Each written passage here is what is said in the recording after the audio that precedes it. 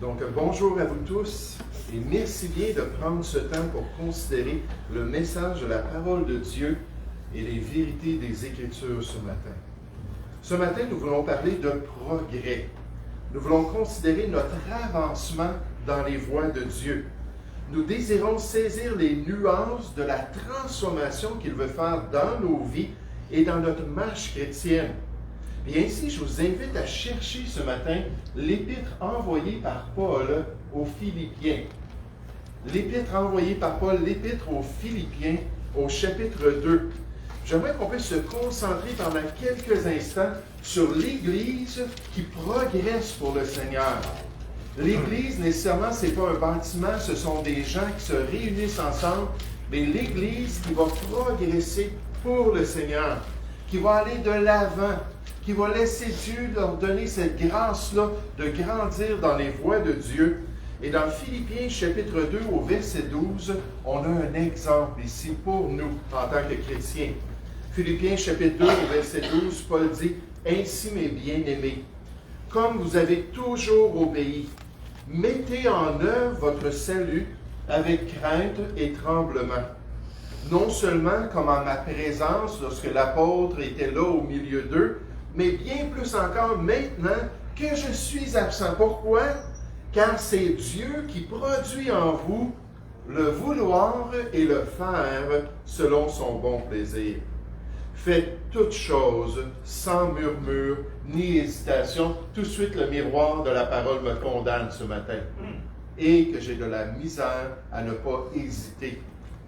Et que j'ai de la difficulté à ne pas murmurer quand il y a une chose qui se produit.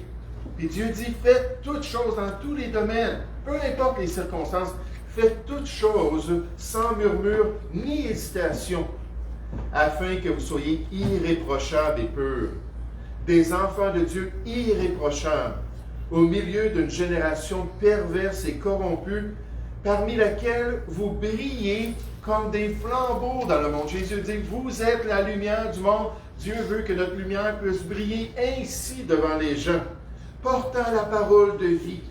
Et je pourrai me glorifier au jour de Christ, de n'avoir pas couru en vain, ni travaillé en vain.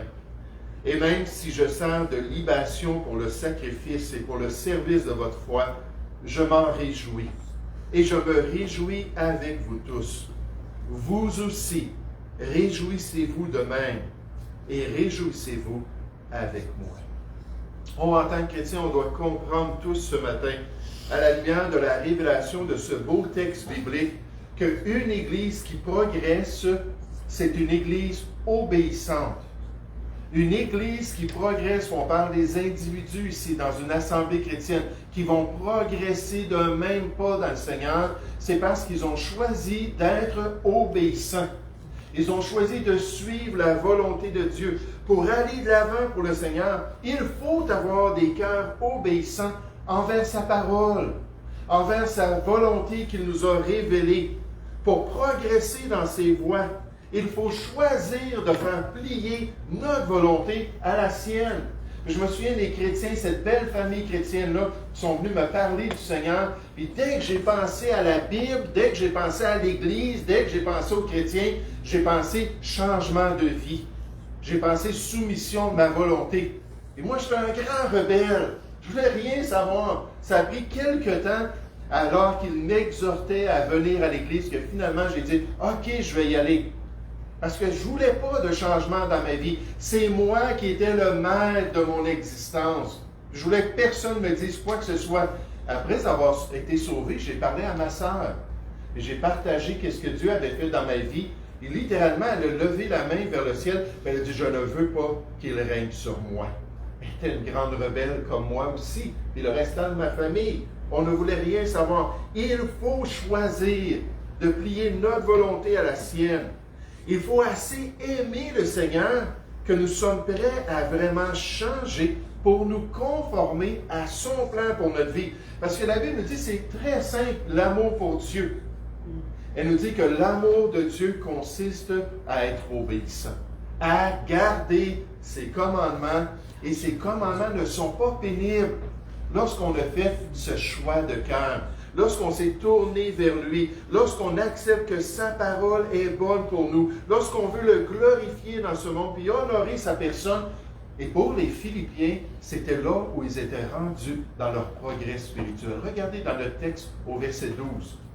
Et vraiment, il y a seulement 2 endroits où Paul dit ça à une église chrétienne dans le Nouveau Testament. Ici et à l'église à Rome, dans Romains chapitre 16. Regardez ce qu'il dit. Il dit, « Ainsi, mes bien-aimés Philippiens 2 au verset 12, comme vous avez toujours obéi. » C'est ça votre réputation. C'est ça votre pratique. C'est ça la tendance de votre cœur. On vous présente la volonté de Dieu, puis oui Seigneur, je vais changer. Oui Seigneur, je vais arrêter de mentir. Oui Seigneur, je vais arrêter de convoiter ce que mon voisin a. Oui Seigneur, je vais être reconnaissant, puis je vais apprendre à être content dans l'état où je me trouve. Oui Seigneur, je vais grandir dans tes voies. Paul est en train de leur présenter de nouvelles choses, et il dit, vous savez, vous êtes une église prête à aller de l'avant, parce que vous êtes déjà obéissant de cœur. Comme vous avez toujours obéi, mettez en œuvre votre salut. Qu'est-ce que ça veut dire? Travaillez à votre marche chrétienne. Travaillez, laissez le Seigneur vous transformer dans votre service pour Dieu. Mettez en œuvre votre salut avec crainte et tremblement, avec une sensibilité de cœur, avec un respect pour Dieu. Non seulement comment ma présence, ça c'est un piège, n'est-ce pas? Mon patron est là, je vais bien travailler. Mon épouse est présente, je vais bien agir. Le pasteur est dans le bâtiment de l'église, je vais mettre un beau sourire pour agir comme les chrétiens doivent agir. Il dit, c'est pas nous là, qui sommes importants. C'est pas l'être humain qui est important. Mais il dit, mettez en œuvre votre salut avec crainte et tremblement, non seulement comme à ma présence, mais bien plus encore maintenant que je suis absent. Et quel défi pour l'enfant de Dieu. Quel défi pour le chrétien de s'humilier en face de la présence du Seigneur, d'admettre que le Seigneur est plus sage que lui. La victoire dans la vie chrétienne, le progrès dans la vie chrétienne, c'est toujours lié à l'humilité. L'humilité, c'est de prendre une place raisonnable. Être orgueilleux dans les Écritures, c'est celui qui est hautain.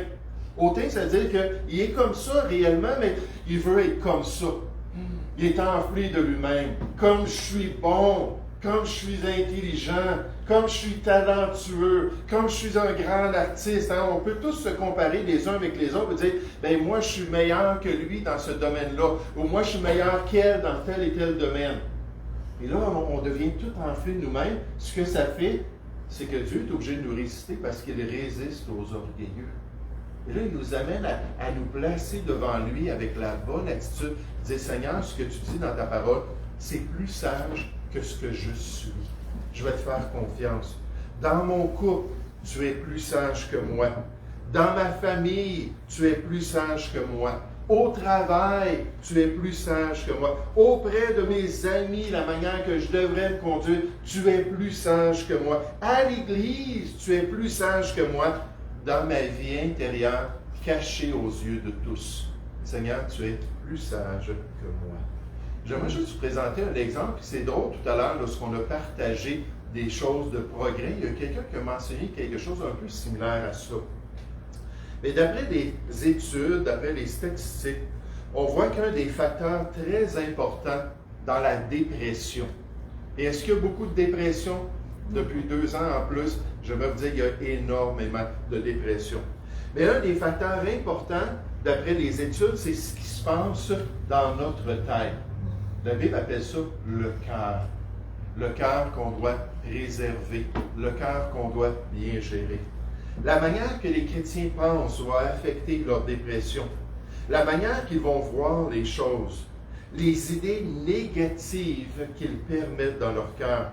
Le manque de discipline personnelle alors qu'ils ne se servent pas des promesses merveilleuses des Écritures pour leur donner de l'espoir. Ils ne sortent pas l'épée de l'Esprit qui est quoi?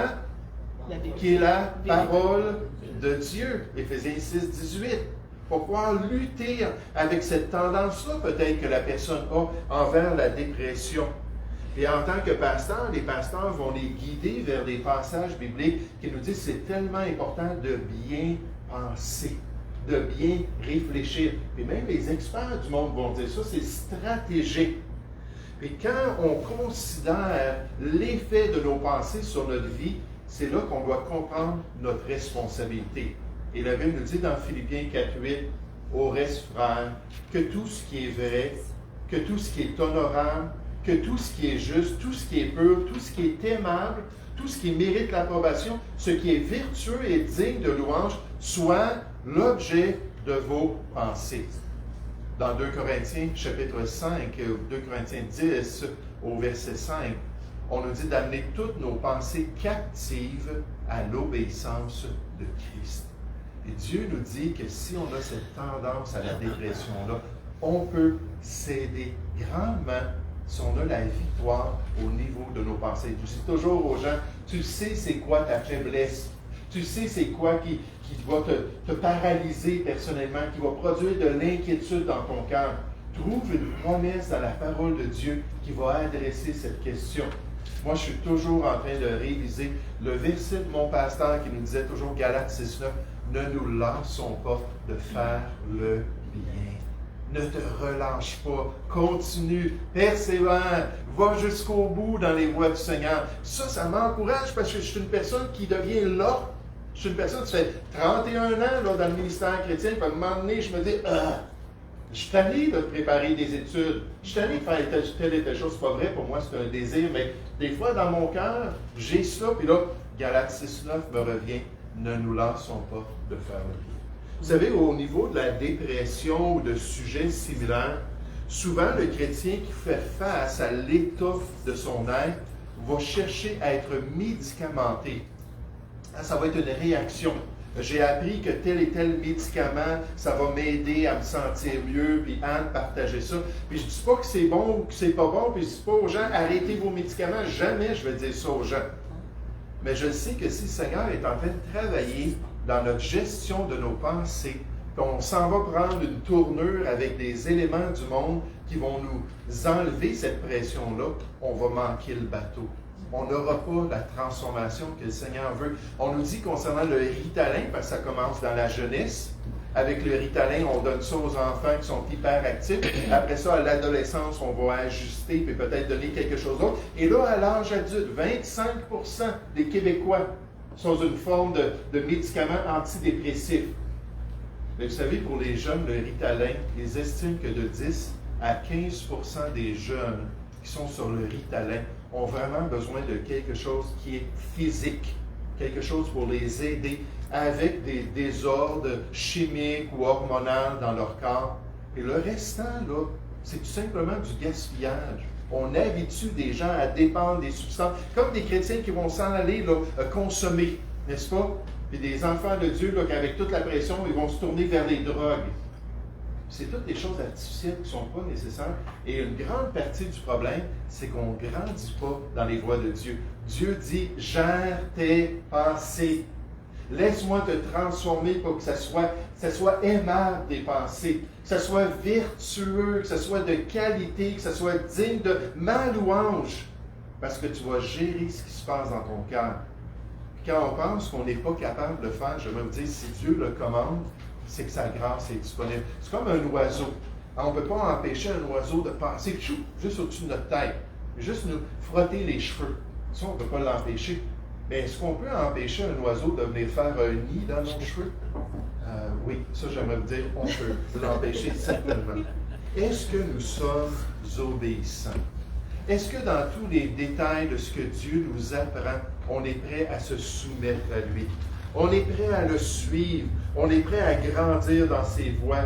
J'ai habité avec des chrétiens lorsque j'étais un jeune chrétien. Et dès le début de mon salut, un ami qui s'appelait Denis me dit, « Écoute Jean, tu dois lire la Bible et tu dois la mettre en pratique dans ta vie. » Il a dit, « Moi, quand je suis devenu sérieux envers la Bible, j'ai vraiment vu la Bible comme le manuel de vie pour ma marche chrétienne. Et c'est à partir de ce moment-là que j'ai grandi dans les voies de Dieu. Que Dieu m'a transformé parce que j'étais prêt à être sérieux et à accomplir le plan du Seigneur. Oh, une Église qui est obéissante. une assemblée chrétienne qui a à cœur de suivre le Seigneur. Jésus dit, pourquoi m'appelez-vous Seigneur, Seigneur, hein? Mais ne faites-vous pas ce que je vous dis. Hein? Si quelqu'un m'aime, il gardera mes commandements, Jésus a dit. Et Dieu nous appelle à cette obéissance.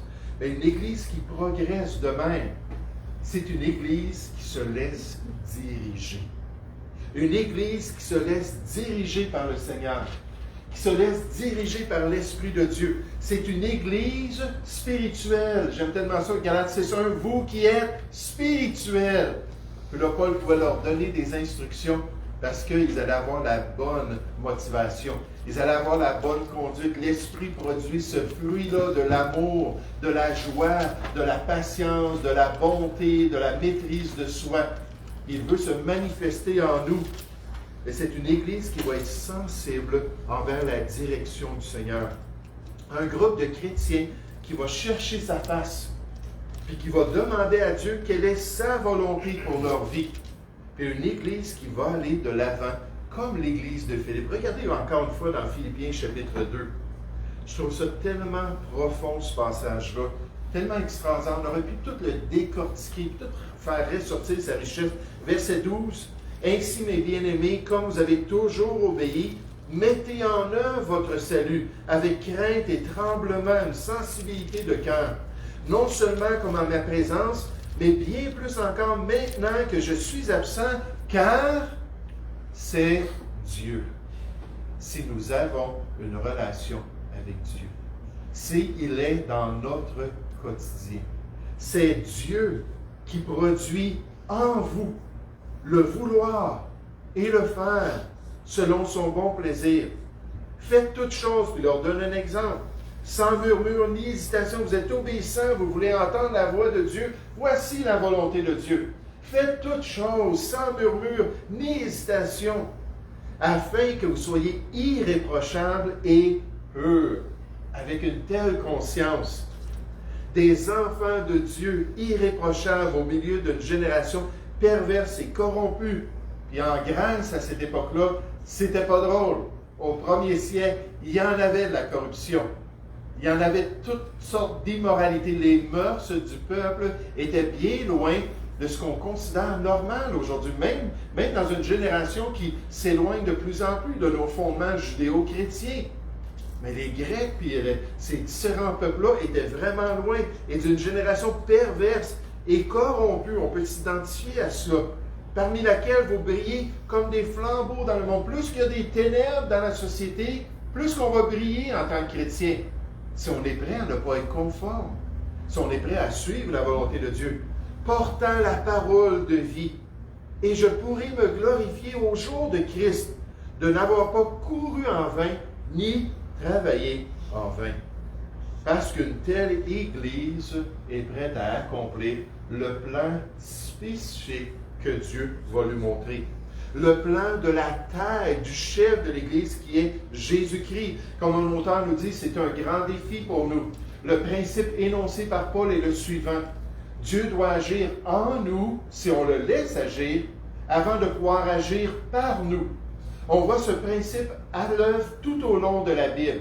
Dans la vie des hommes comme Moïse, David et les apôtres, etc., qu'on aurait pu parler des femmes, on aurait pu parler des adolescents. Il y a toutes sortes d'exemples. Dieu avait un but spécial à remplir pour chaque personne. Et chaque personne était unique et non une imitation de quelqu'un d'autre. Chaque personne devait laisser le Seigneur les guider dans ses voies. Dieu s'intéresse davantage à l'ouvrier qu'à l'œuvre. Il s'intéresse à faire un travail dans nos vies. Il s'intéresse à faire ressortir Jésus de notre personne, à nous faire refléter de plus en plus son image, de plus en plus son caractère, de plus en plus son amour. Si l'ouvrier est ce qu'il doit être, l'œuvre sera ce qu'elle doit être aussi. Parce que c'est lui qui produit en chacun de nous, selon son plan, selon sa volonté, le vouloir et le faire si nous sommes disposés, si nous sommes à l'écoute de sa direction particulière pour notre vie. Est-ce qu'on veut se soumettre à son plan parfait? Et là, je vais vous partager un exemple qui m'a touché il y a des années quand j'ai vu cela. C'est l'histoire d'un fermier chrétien qui cherchait la volonté de Dieu après s'être soumis à l'appel du ministère. On a chacun un service pour le Seigneur, mais des fois, il y a un appel particulier pour certains chrétiens. Mais lui, il savait que Dieu s'attendait qu'il soit un serviteur de l'Église de Jésus-Christ. Donc, il s'était soumis à cet appel-là. Il a entendu à la radio chrétienne qu'il y avait un poste ouvert dans un ministère qu'il connaissait bien et qu'il avait toujours soutenu financièrement et dans ses prières. Un poste de directeur d'une maison pour jeunes délinquants, qui était pris en charge par des chrétiens qui prenaient soin de ces jeunes, qui les nourrissaient et les aidaient à mettre de l'ordre dans leur vie, tout en les préparant pour l'éternité, en leur présentant l'évangile de Jésus-Christ et la nouvelle vie, la vie éternelle en Jésus-Christ. Vous savez, j'ai été 1 an et demi au CRDI à Saint-Hyacinthe. Et là, j'étais avec toutes sortes d'intervenants, toutes sortes de psychologues qui travaillaient avec des jeunes qui étaient défavorisés, des jeunes qui avaient vraiment des troubles de comportement. Puis c'était en psychiatrie. Puis alors qu'ils travaillaient avec eux, ils les aidaient à mettre de l'ordre, de la structure dans leurs émotions, de la structure dans leur conduite, les préparer pour retourner en société. Il y en avait qui avaient 50, 60 ans là, dans le groupe. Donc, il y en avait que ça ne fonctionnait pas. Après des décennies, il n'y avait pas encore assez de structure, ils n'étaient pas encore assez propices, on pourrait dire, pour retourner en société. Mais ce qui me frappait pendant tout ce temps-là que j'étais avec eux, c'est que jamais ils les préparaient pour la prochaine vie. Jamais ils leur donnaient la perspective de l'éternité. Jamais est-ce qu'ils allaient parler d'une relation avec Dieu. En tant que pasteur, on me disait, tu ne dis pas rien. Tous les intervenants, les psychologues, médecins, tout le monde savait qui j'étais. Mais il ne fallait pas que je parle aux patients. Qu'est-ce que tu fais, toi? Hein? On te voit juste 2 jours par semaine. C'est quoi ton autre occupation? Mais je fais quelque chose d'autre de très intéressant. Et je ne pouvais rien dire d'autre, n'est-ce pas? Je comprenais pourquoi. Mais de pouvoir les préparer. Donc, c'est un ministère comme ça. Ce fermier le faisait déjà dans sa communauté par son église locale, qui avait un tel ministère pour aider les jeunes en difficulté. Donc, il avait de l'expérience et il avait déjà travaillé avec des jeunes. Et il connaissait déjà cette facette du ministère chrétien. Et il avait à cœur encore d'être plus impliqué et engagé dans une œuvre de rescousse pour des jeunes délinquants. Dieu avait déjà produit en lui le vouloir et le faire. L'accomplissement était à la porte pour qu'il puisse accomplir la volonté de Dieu. Seulement, il avait une ferme. Il avait une ferme. Il avait un métier déjà bien établi depuis des années. Ce nouveau ministère allait le mener dans une autre région des États-Unis. Il devait tout vendre pour aller le faire. Sa famille était confortable, puis il n'osait pas les arracher à leur zone de confort. Il hésita pendant des mois, alors que cette annonce-là revenait quotidiennement à sa radio chrétienne favorite. L'Esprit de Dieu travaillait dans son cœur. Et la pression spirituelle, alors qu'il passait quotidiennement du temps dans la présence du Seigneur, était palpable. Elle était grande, jusqu'au jour où l'annonce a cessé et le poste a été comblé. La conviction est devenue si grande dans le cœur de ce chrétien-là qu'il avait manqué la volonté parfaite de Dieu, que le cœur brisé, il confessa son incrédulité au Seigneur et à son Église locale. Nécessairement, Dieu allait continuer à l'utiliser dans les ministères de son assemblée locale, mais non dans les œuvres parfaites que son maître avait préparées pour lui. Parce que lorsque la direction de Dieu, lorsque Dieu a agi dans son cœur, il n'a pas voulu se soumettre. Et finalement, il a manqué l'opportunité. Oh, alors qu'on lit la parole de Dieu, alors qu'on cherche à la mettre en pratique dans notre vie, alors que l'Esprit de Dieu vient nous montrer un aspect qu'il veut qu'on incorpore dans notre service chrétien, frères et sœurs, il faut se soumettre. Et moi, je peux m'identifier un peu à ce dilemme-là, à ces craintes-là, quant à des changements que Dieu présente dans notre vie, alors qu'il veut qu'on suive son appel, parce qu'un jour, le Seigneur nous a demandé de tout quitter, puis de partir pour une longue tournée de l'Amérique, sans du tout avoir d'argent, de revenus, ayant juste une petite place où on pouvait revenir à Longueuil, à Laval, pour pouvoir habiter. Et là, j'ai dit, Seigneur, c'était tellement effrayant, j'ai dit, Seigneur, tu dois te manifester, tu dois me convaincre. On peut penser à, comment s'appelle-t-il, le juge là, en Israël qui dit, je veux que, oui, c'est ça, je veux que qu'il y ait de l'eau partout, mais pas sur la guenille que je vais laisser par terre. Puis le lendemain, où c'est l'inverse, je veux que la guenille soit pleine d'eau, puis que tout le restant soit sec. Montre-moi là, Seigneur. J'avais besoin d'une confirmation profonde de la volonté de Dieu. Et finalement, le Seigneur nous l'a montré. Le Seigneur nous a convaincus, sans revenus, sans aucun soutien financier, avec assez d'argent pour nous rendre, je pense que c'était à Rivière-du-Loup, à notre première assemblée. Juste assez d'argent. J'ai demandé à mon épouse, on n'a plus d'essence. Peux-tu vider ta sacoche? Elle avait 15 $ d'essence. Elle a pris ça, puis on l'a mis, puis on s'est rendu à notre première assemblée. Et à partir de ce moment-là, pendant 2 ans de temps, on a visité toute l'Amérique, 35 États américains. On est revenu avec assez d'argent pour pouvoir mettre un paiement sur notre maison. Notre première maison. Fait que je peux comprendre. Mais Dieu nous a amenés à cette place-là que, on ne pouvait plus résister. Il fallait se soumettre à sa volonté. Oh, il faut se laisser diriger par le Seigneur. Il faut croire et accepter que cette direction particulière qu'il nous enseigne est bon pour nous. Il faut sortir de la barque et marcher sur les eaux pour accomplir son plan parfait. Vous savez, c'est de la faute à mon épouse. Quand je la vois pleurer, je pleure. Mais comme les Philippiens, on désire irréprochable pour accomplir tout le plan de Dieu pour notre vie. C'est ce que le Seigneur veut. Regardez ce beau passage où le Seigneur présente son objectif. Il dit, Marie, que chacun de vous aime sa femme comme Christ a aimé l'Église et s'est livré lui-même pour elle, afin de la sanctifier en la purifiant, en la lavant par l'eau de la parole, pour faire paraître devant lui cette Église glorieuse, sans tache, ni ride, ni rien de semblable, mais sainte et irréprochable. Vous savez, ce qui est frappant, c'est que dans les Écritures, on parle du salut qui nous rend irréprochables devant Dieu. Puis ensuite, on nous parle de notre service.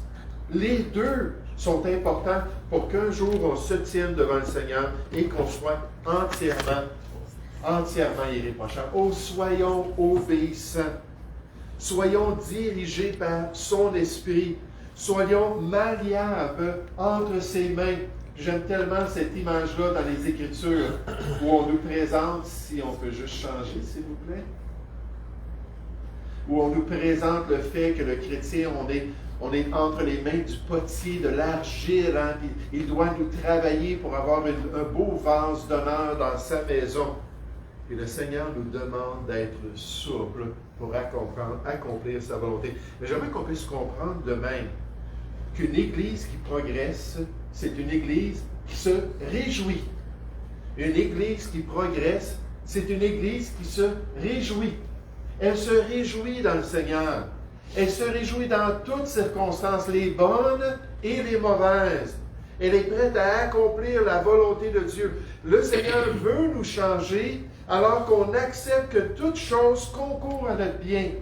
Toute chose concourt à notre progression spirituelle. Quand on résiste, quand on réagit, quand on se fâche, puis moi ça m'arrive. Dieu envoie une telle et telle circonstance, puis là, et dès que je change d'attitude, là j'ai plus la paix de Dieu. J'ai plus la joie du Seigneur. Dès qu'on résiste, il veut nous rendre plus forts.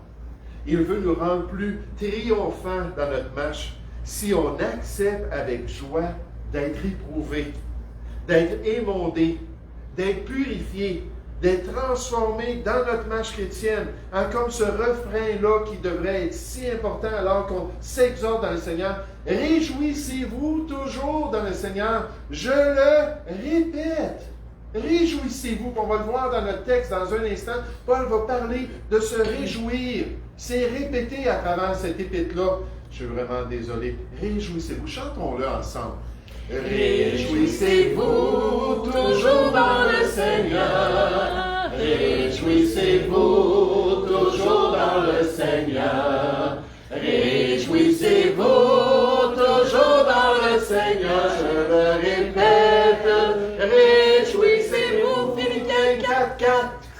Comme c'est important de se réjouir pour la gloire de Dieu. Regardez les circonstances particulières dans lesquelles Paul leur demandait de se réjouir. J'aimerais vous dire, c'est le summum. C'est le paroxysme de la réjouissance, parce que ça prend de la foi. Regardez dans le texte encore dans Philippiens, chapitre 2. Paul dit, et même si je sers de libation. La libation, c'était le sacrifice liquide qu'on offrait dans le temple auprès de l'Holocauste, le sacrifice principal qui était totalement consommé. Et l'Holocauste, l'agneau offert par Dieu dans la Nouvelle Alliance, c'est Jésus-Christ. Et dis-moi si je suis offert comme Jésus-Christ et auprès de Jésus-Christ.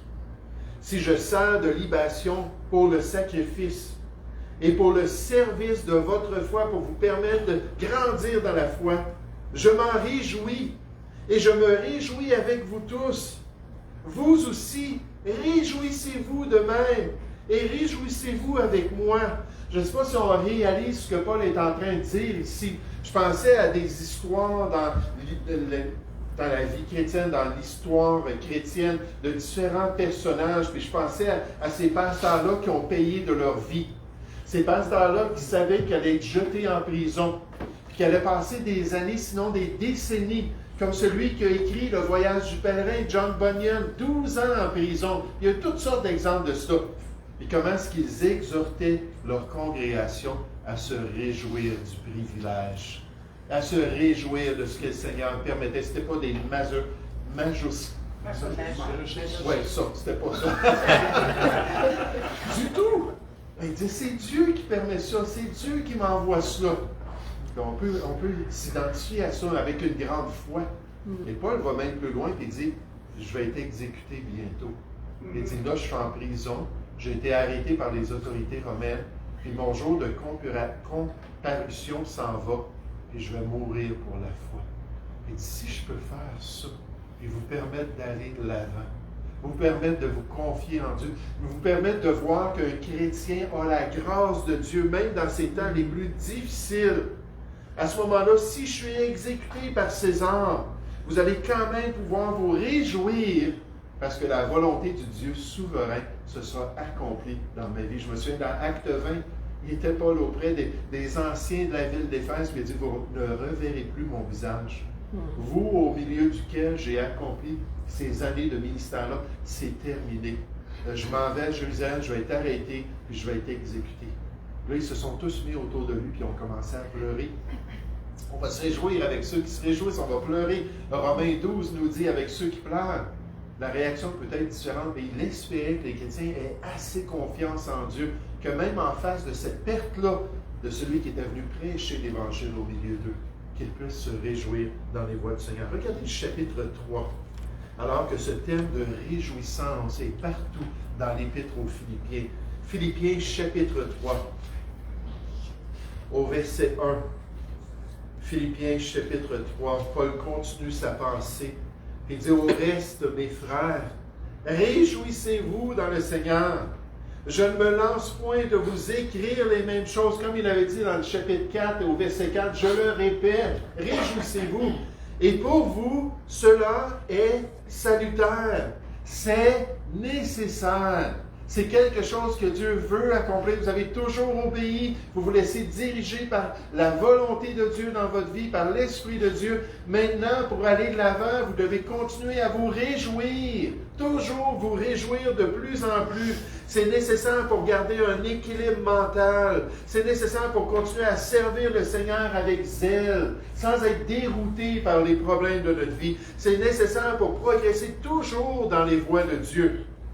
C'est nécessaire pour surmonter les difficultés et glorifier Dieu au milieu d'elles. Jacques 1,2 nous dit, dans toutes les épreuves de votre vie, Dieu veut que ce soit une joie complète.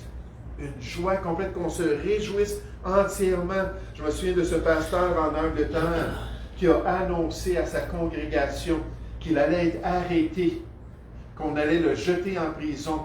Ensuite, il dit, d'après ce que j'ai vu avec les exemples des autres pasteurs, on va venir, on va me torturer, puis c'est exactement ce qu'ils ont fait. Puis ensuite, on va me mettre sur le bûcher, Parce que je n'accepte pas les croyances de l'Église d'État. On peut s'identifier au Québec avec ça. Des fois, on n'est pas d'accord avec l'Église officielle. Il dit, à cause de cela, on va me dire que je suis un hérétique, puis en tant que pasteur de Jésus-Christ, on va me brûler au bûcher. Et alors qu'on a tout fait ça, il y avait le corps mutilé, on l'a attaché au bûcher. Il a dit, pouvez-vous détacher mes mains, s'il vous plaît? Il a dit, OK, on va détacher tes mains. Et là, il a regardé dans la congrégation et il a commencé à sourire, alors qu'il regardait des membres de son assemblée qui étaient témoins de ce qu'il avait vu. Puis là, il est arrivé, il a mis ses deux doigts comme ça. Il leur a dit, si on me fait vivre ces choses-là, si même je suis dans le feu en train de brûler et que je mets mes doigts comme ça, c'est que Jésus-Christ est tellement plus grand que ce que j'expérimente, que sa présence est tellement plus puissante que le feu, que sa grâce est toute suffisante pour que je meure comme un martyr. Il a commencé à chanter un cantique de réjouissance. Puis il s'est effondré, puis il est décédé. Parce qu'il voulait montrer à tous, il doit servir à la progression de leur foi. Peu importe ce que vous vivez, il voulait que les chrétiens puissent être affermis dans les voies de Dieu, qu'ils puissent continuer. Oh, une Église qui progresse, c'est une Église obéissante. Est-ce qu'on a des cœurs qui désirent suivre le Seigneur? Une Église qui progresse, c'est une Église qui se laisse diriger dans les détails particuliers des œuvres que Dieu a préparées d'avance comme nous. Qu'on dit, oui, Seigneur, montre-moi et guide-moi. Une Église qui progresse, c'est une Église qui se réjouit. Et malgré tout, Dieu est plus grand et il est digne qu'on l'honore par notre esprit de réjouissance. Oh, je prie que notre assemblée, on puisse toujours être déterminé par la grâce de Dieu à aller de l'avant. Prions ensemble. Oui, Père Céleste, merci pour ta bonté, merci pour tes instructions, merci pour l'Église à Philippe, merci pour leur persécution, merci pour leur fidélité, leur détermination, on pourrait dire même leur obstination à te suivre et à accomplir ta volonté. Ô Père Céleste, toi, tu connais chacun de nos cœurs. Tu vois si on est prêt à être obéissant. Tu vois si on est prêt à être dirigé, à te remettre, Seigneur, la commande de notre barque, de notre vie. Et si on est prêt à se réjouir par la foi, à voir toutes les diverses épreuves que tu envoies comme des sujets de joie complets.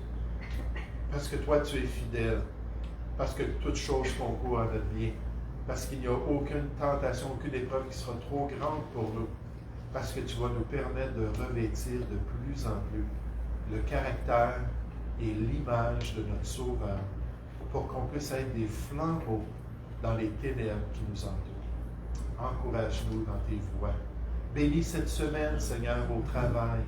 Bénis cette semaine auprès de nos amis, dans nos familles. Et bénis-nous alors que nous marchons dans tes voies. Nous te prions au nom du Seigneur Jésus. Amen.